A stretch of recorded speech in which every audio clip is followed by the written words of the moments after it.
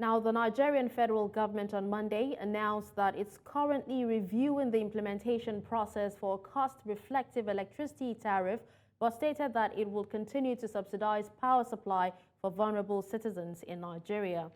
It also announced that it would unbundle the Transmission Company of Nigeria by separating transmission services from system and market operations in the first quarter of this year. Nigeria's Minister of Power, Adebayo Adelabu, announced this in a statement issued by the Federal Ministry of Power in Abuja. Power tariffs are normally reviewed every 6 months to reflect the economic realities across the country, considering inflation, cost of gas required to fire most power plants, amongst others.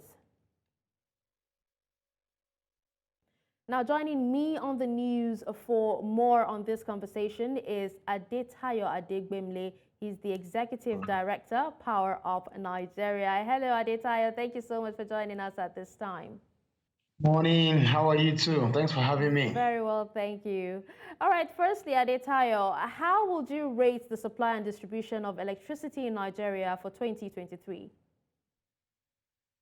Oh, well, while I wouldn't say it's too fantastic, I mean, if you look at the outputs that we have from the sector, it's been on like a plateau. So we should consider the next level, which is moving from where we are, which is still not satisfying to something that Nigerians can feel the impact. The regulators played around some going bilateral, gradually migrating some discos out of the embed sharing formula to having a bilateral contract with Gencos. We saw that was sustained over a while. I mean, so we saw some discos taking more than what they should have normally taken under the MITO allocation. So I think if we are to look at it from that angle, there's some improvement, but can definitely be much better than we have at the moment. All right, Adebayo, according to the Minister of Power, that's Adebayo Adelabu, he actually said that transmission infrastructure is actually being worked on. And, they've reactivated the Presidential Power Initiative, that's the Siemens project, to strengthen the national grid. The Eastern and Western Super Grid project as well will also be implemented to increase electricity supply to demand centers. Now, is this any different from the mini grids former Minister of Power Babatunde Fashola did? Yes, super grid is definitely different from mini grid. Even from the name alone, you know that super grid is super grid.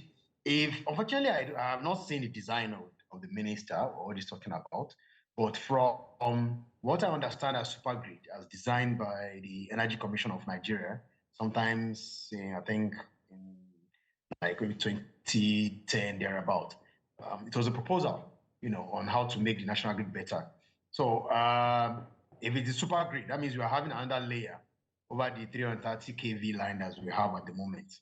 If that is what they mean by super grid, it will be a welcome development because it allows us to transmit our energy more efficiently, reducing losses. But then the question is, where is that money going to come from?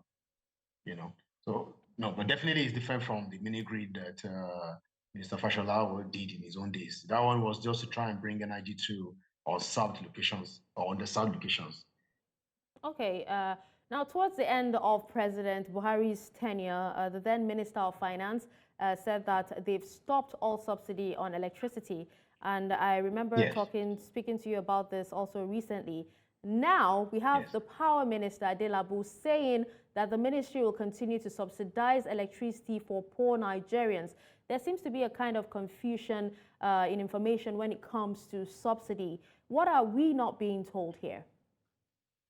The major challenge that I have, and maybe I should try and find access to the minister so that I can understand his mindset and his thinking a bit better. The last administration were already in the process of phasing out subsidy, and there are mindset to it. There is a methodology to it. There's a way they were going about doing it.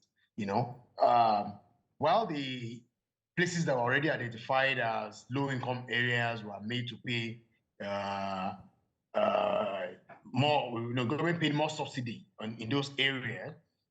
Places that were identified as high income and more economically viable area in the country were already playing. In fact, they were already closing out, the issue of subsidy in those areas until this administration came in and put a peg on tariff review. Just put a freeze on it. What that has done is to upturn the scale. So that even the people that are supposed to be benefiting from the subsidy itself, which are supposed, the people that we are supposed to be claiming to be, the people that are not claiming, let me take back that word, sorry, please. People that are actually vulnerable are no more the ones who actually are benefiting from the subsidy. It is not the people that are in the high income and the rich, so to speak, are the ones that are directly benefiting from the subsidy now. So for him to have come now and insist, I would have loved to see his methodology. I would have loved to see the studies that he made. I would have loved to see the how he arrived, at letting the government to carry this load. Now, the funny thing is, look at the last interview we just had, with on economy, on the budget for this year. You heard that we don't have that resources readily available. It's not as if it is there. Government is struggling to even pay salaries. So at the point they were even, they're even taking loans to fund their own salaries. I'm not sure the federal government civil servants have been paid their December salary. Yet, we keep creating a venue for us to keep digging ourselves further into economic holes. So I would have loved to see where I'm able to see how the minister got around to insisting on retaining subsidy for some people. Who are they? By the studies that we have as at Q3 last year, 2023, the poorest, and the people that are defined as the poorest 20% of this country, they are barely, benefiting up to R1 billion total, in subsidy. Meanwhile, the richest end are benefiting up to almost 330 billion. Now, Adebayo, you actually did say that Nigeria doesn't have enough resources available, but from what we know, and in reality, it actually has hydro dams, gas thermal plants, and the added benefit of having associated gas reserves, of 102.32 trillion cubic feet. Non-associated gas reserves also is 106.51 trillion cubic feet. So why are Nigerians not having 24 hours electricity supply? Because what you have just stated are natural resources that Nigeria have. In itself, they don't translate to power. You understand? I mean, while you are reading, right, in your introduction, you also mentioned that the cost of gas is part of the things that is, affecting the tariff, electricity tariff. So what I'm saying is that Nigeria does not have the money. I'm not saying the financial resources. Not infrastructure. We don't have it at hand to continue to carry subsidy.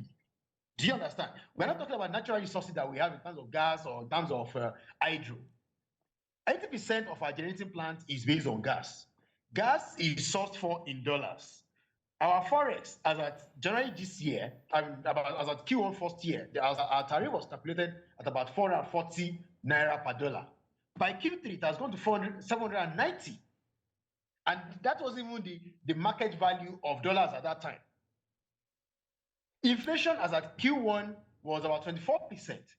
As at Q3, inflation has gone to about 29%. All these things are the things that were to be built or are built into calculating our electricity tariff. So while we were already facing out subsidy as at Q1, and the total figure as at Q1 was less than, I think, about 70 billion as at Q1, right? As at Q3, that figure has risen to about 500 and something billion. Now, interestingly, in this year's budget, the figure that was put for subsidy was about, I think, about 500 billion. But in actuality, we're looking at about 1.6 trillion naira to pay for subsidy. I don't know if you understand me now. I get you. The question here is, where are we going to get that money from? I didn't say the resources. I'm not talking about resources in terms of natural resources. I'm talking about resources in terms of costs, in terms of naira. Where are we going to get that money? So the minister needs to come out and tell us, yes, he wants to hold on, he wants to pay for the vulnerable. How has it? That is the biggest question. How did he arrive at that? And I'm still at a loss because I am wondering, I'm not so sure of how much close relationship he has had with the regulators of that sector. The way he's going about intervening right now, we are seeing government that is getting deeper and deeper and deeper into the business of a private sector. All right. This, for me, I'm going to say this. The fear out of this for people like us that are interested in the sector is that now the investors, as you are even claiming to want, now they'll be more wary, they'll be very careful not to come in. Because how do you come into a sector that is supposed to be privatized, but the government is just stepping around and stepping over the bush? It's coming. Minister's comment, I'm very sorry to say, it's not very healthy for the sector. All right, Adebayo Adelabu, thank you so much. Sadly, we actually have to wrap up this conversation here, but thank you so much for joining us at this time. Thank you.